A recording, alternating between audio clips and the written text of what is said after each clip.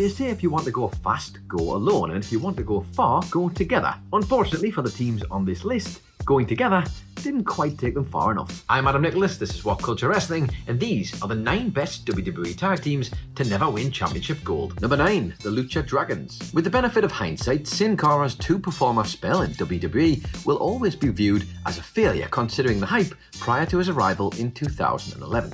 However, one of the highlights of Sin Cara's tenure in the company came during his teaming with Kalisto as the Lucha Dragons. The throwing together of the 2 directionless masked luchadors made it seem like the pair were doomed to be jobbers. But despite neither member of the Lucha Dragons being outstanding on the mic, they managed to get over with the WWE Universe with their high-flying tandem offense, capturing the NXT Tag Team Championships in 2014 and ending the Ascension's milestone reign in the process. However, as so many other prominent NXT teams went on to find out, life on the main roster wasn't quite as hospitable for the duo. After Sin Cara suffered an injury in late 2015, Kalisto moved into singles competition before the team split up without ever winning tag belts prior to the 2016 WWE Draft. Number 8, the Real Americans. More than half a decade has passed since Vince McMahon appeared on the Stone Cold podcast and voiced his concerns about Cesaro's potential as a future star in WWE. In that time, Cesaro has yet to receive the push that his in-ring talent arguably warrants, but he has proved his worth as a tag team wrestler time and time again. Inserting the Swiss Cesaro into Jack Swagger's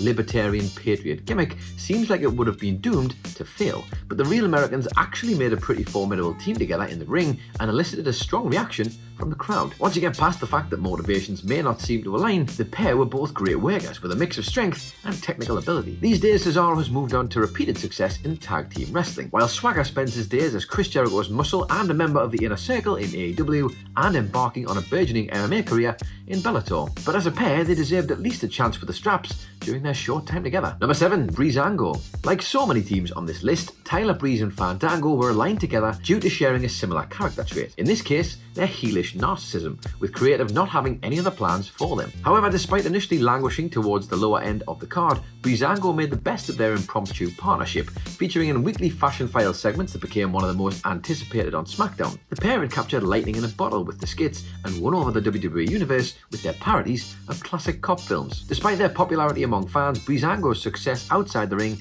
did not see them fulfill their title aspirations, as their creative peak came during the Usos and New Day duopoly of the SmackDown Tag Team division. Constrained to comedy wrestling, the initial success of the Fashion Files failed to translate into anything greater for the team, and an injury to Fandango, mixed with a move to Raw in 2018's Superstar Shakeup, marked an end to the pair's once considerable momentum. By the time they did strike gold, it wasn't on WWE's main roster, but back in NXT in 2020. Number 6, the Orient Express. Throwing together 2 non-specifically foreign performers to create an anti-American tag team has always been a favourite trope of WWE, but it was perhaps at its most prevalent back in the gimmick-heavy era of the early 1990s. The Orient Express were prime examples of this, comprising of Sato and Tanaka, and managed by the villainous Mr. Fuji. The pair served as mid-card punching bags for almost the entirety of their run in the company, without really getting a chance to showcase what made them so great in the ring. Despite their heelish status, the Orient Express's technical prowess as a team did allow them to have some of the more fast-paced matches in a tag team division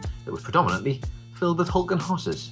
Number 5, Team Rhodes Scholars. Despite only being an on-screen pairing for less than 12 months, Team Rhodes Scholars, made up of Cody Rhodes and Damien Sandow, had the potential to be a real hit in WWE during a quiet period for the tag team division. Though they could have fallen by the wayside like so many of WWE's thrown-together duos over the years, Sandow and Rhodes really excelled with the intellectual gimmick. Rhodes' obnoxious narcissistic tendencies perfectly complemented Sandow's intellectual arrogance, and the duo likely would have gone on to do more if not for injuries. The team would come closest to capturing WWE gold together at Hell in a Cell 2012, having won a tournament to earn their shot against Team Hell No with the tag belts on the line. Unfortunately, while they would come away with a victory, it was by disqualification, leaving the pair forced to languish outside of the title picture before amicably splitting in 2013.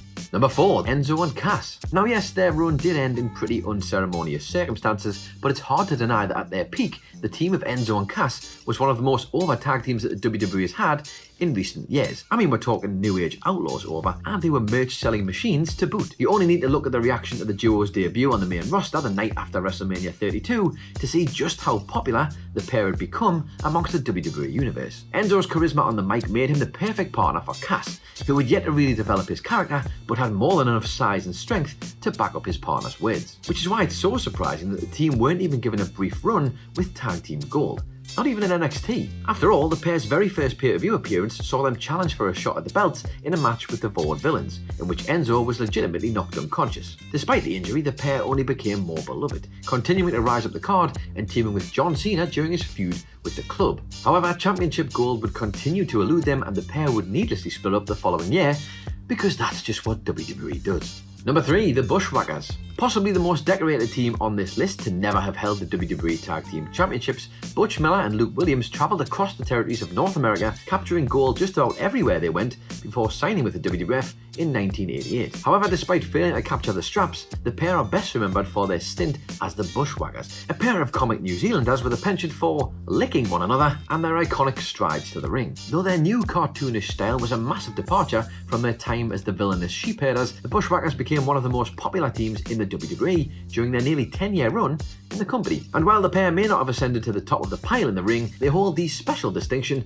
of being the only team on this list to have been immortalised in the WWE Hall of Fame when they were inducted in 2015. Number 2, Cryme Time. Saddled with a lazy stereotype of a gimmick that played on literally all of the worst cliches possible from WWE creative, you'd be forgiven for thinking that the team of Shad and JTG were doomed from the start. But like so many great workers forced to make do with less than marketable gimmicks, Cryme Time showed real talent by taking what should have been an indictment of the company's backward views and became one of the most popular teams on the roster. Though where they really shined were in their extracurricular activities, Cryme Time have become solid in-ring performers towards the end of their WWE stint, and were seemingly mainly held back by the transition to the PG era, leading to a lack of ideas for the pair. The opposite of some of the other duos featured on this list, Cryme Time's lack of accolades is made even more confounding by the fact that there was such a void of decent teams around the time that Cryme Time were at their peak. On the night they made their pay-per-view debut, the Spirit Squad dropped the World Tag Team Championships to the aging pair of Ric Flair and Roddy Piper. And if that doesn't sum up WWE,